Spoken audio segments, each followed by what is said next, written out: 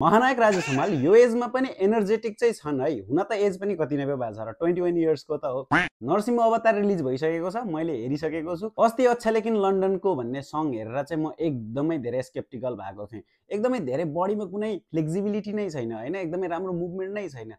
यस्तै डल देखिन्छ कि अब होल मुभी भन्ने फिल भइरहेको थियो।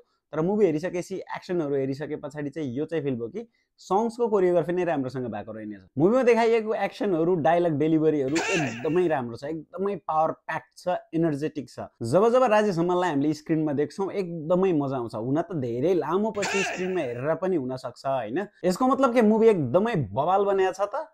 होइन। मुभीको सबैभन्दा ठुलो ड्रब्याक्स भनेको यसको स्टोरी हो। एकदमै जेनेरिक भयो, एकदमै पुरानो टाइपको भयो। अनि प्रेजेन्टेसन पनि त्यति धेरै युनिक छैन हैन। स्क्रिन प्ले पनि राम्रोसँग भएको छैन। जम्मा 2 आवर्सको मुभी छ तर पनि किन लामो लाग्छ, किन अझै पनि इन्टरभल आइराखेको छैन भन्ने म सोचिराखेको थिएँ। मुभीमा इमोसनल गराउन सक्ने पार्टहरु पनि छ तर त्यति धेरै इमोसनली अट्याच हामी हुँदैनौं मुभीसँग। मुभीमा अप्रिशिएट गर्नै पर्ने केही कुरा थियो भने त्यो हो राजेश हमाल र यो मुभीको बीजीएम राम्रो थियो। धेरै पछि महानायक चाहिँ स्क्रिनमा रिटर्न हुनु भएको छ। त्यो हुँदाखेरि तपाईहरु पनि गएर हेर्न सक्नुहुन्छ। आज ऑडियन्स एकदमै धेरै आउनु भएको थियो। नरसिंहको त भनेर जान्नको लागि तपाई थिएटर जान सक्नुहुन्छ।